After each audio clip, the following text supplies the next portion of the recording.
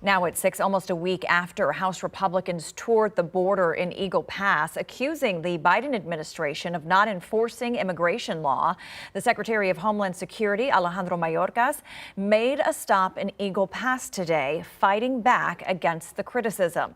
The secretary also met with local leaders about the historic surge of migrants entering the U.S.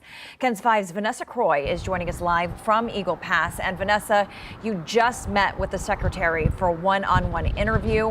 What did he have to say?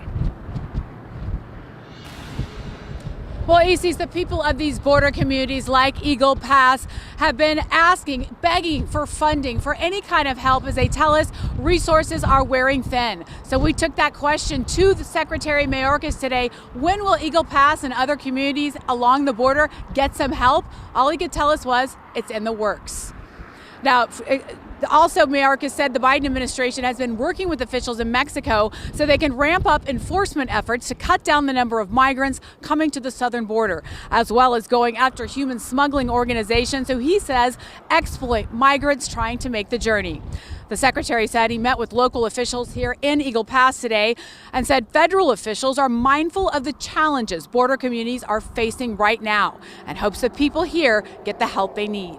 According to the secretary, those requests for funding and resources have already been made to Congress for help under the Shelter and Services Program funding, and that's included in the president's supplemental funding request. Here's what else the secretary had to tell us.